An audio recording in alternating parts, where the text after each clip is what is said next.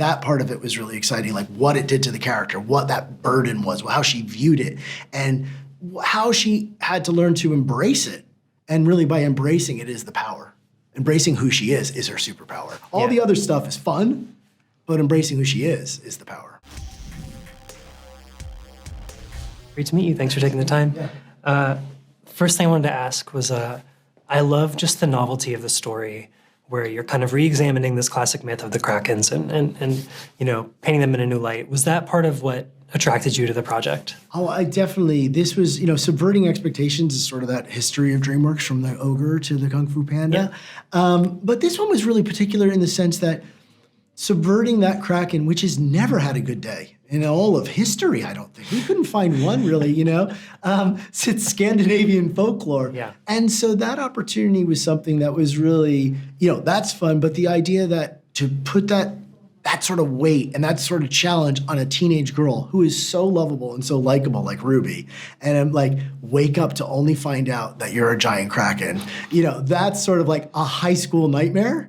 Yeah. And, you know, that's where it starts. You know, I feel like that part of it was really exciting, like what it did to the character, what that burden was, how she viewed it, and how she had to learn to embrace it.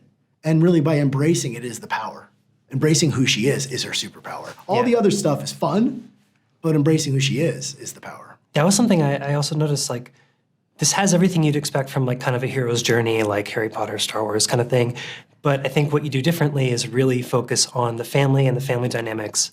How important was it just to nail that relationship and make sure you explore that? I'm so happy you said that because that is the most important thing, really, to me. Honestly, really, I'm not saying it because it's like that really is, that was, and we cast Toni Collette and Jane Fonda for that very reason. Mm-hmm. And the mother-daughter story in this was, you know, when I worked on Cruise, it was a father-daughter story, and this was an opportunity as the first female lead in the title of a DreamWorks movie. Mm-hmm. We wanted to make sure she had a hero's journey that was just as hard, just as strong as any of the guys got before, right? You know what I mean? Like we shouldn't go easy on her.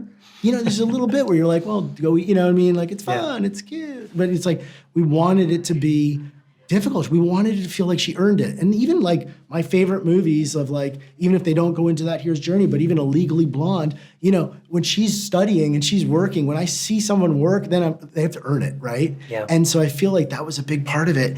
And that had to do with her mom and her mother looking at her and just trying to protect her. You know, that's all she has is, and in the end, Ruby heals something in her mom by just letting her be imperfect and not, you know, to open up. And that I think is a good lesson. I keep saying, it's like I think teens can teach us a lot. It's good to listen to teens sometimes. Yeah. And Ruby's greatest power is, you know, her power of empathy. She only wants everyone to be happy and loved. And so her grandmother, Jane Fonda's character, has to see that even in the very end, you know? I think to the very end, she's like, let me at that girl. And she's like, Grandma, you know? So that empathy, I think, is the most wonderful trait in a teen.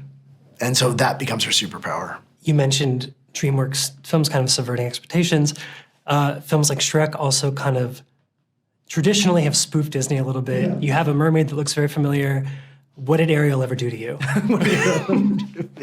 Nothing, I believe. How dare you? No, but I really feel like that was, it's like that character in subverting that was like we were subverting the Kraken, subverting the mermaid into really restoring it to its historical roots as a siren, because she was singing this siren song to Ruby.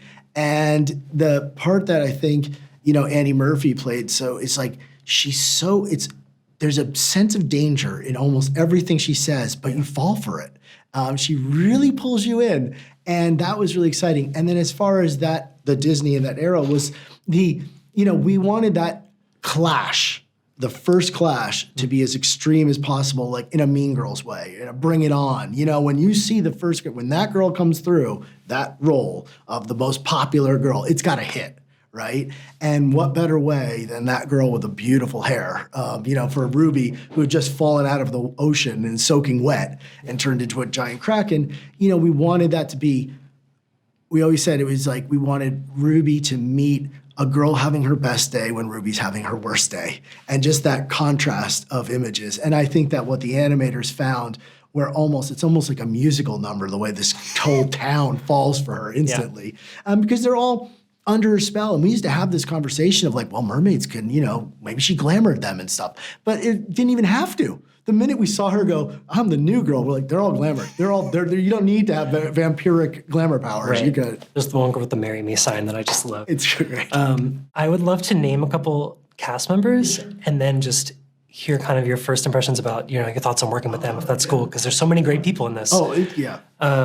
Sam Richardson. I am particularly very Brill. I feel like I'm Brill sort of in this thing a lot because I'm sort of like, I have all these really amazingly strong women around me on this movie, and I'm just like trying to guide my way. And hopefully I said one interesting, wise thing at the very end. I'm not really sure. You'll have to ask them for those questions. But Sam is an actor, but really the comedy, but then that moment when, he comes to his niece and he just speaks from his heart, it really touches me. Jane Fonda. Jane is a force of nature, and she said like she inhabited this character and the regalness and the power very quickly, and I think it allowed instead of working in live action, go a place bigger than she had been, which is what we want because she's the queen of the seven seas. And even so, with there's a line in the movie where she says, "My name's Grandma Ma." It goes up on the second Ma.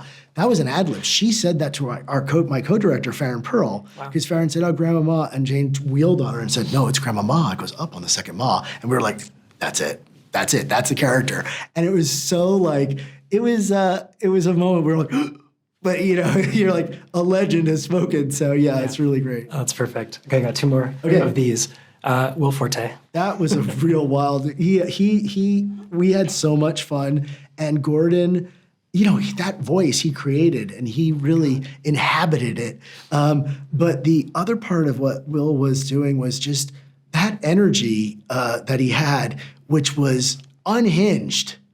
And he's the most hinged guy. That's the part. You know what I mean? He's probably like it's like an unhinged character coming from probably the most solid guy I've met. You know what I mean? Like really nice. But he could give it that unhinged quality because, he's a foil, but not, but we wanted it to be a little out there as this unhinged character. So yeah, that was really fun. Oh, nice. And Lana Condor. Lana was, carrying this movie and as, had to bring this, she has such a ability to like lay her vulnerabilities out there and her insecurities that you feel.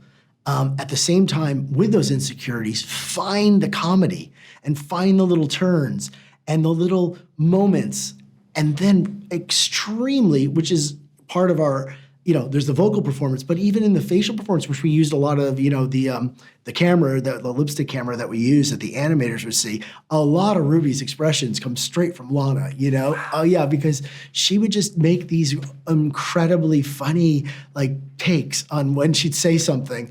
And, but really the truth of it is her heart is like, Ruby's, you can't help but root for Lana if you're, you just want, she's a sweetheart. So it's like that part of it was something, and honestly, the growth.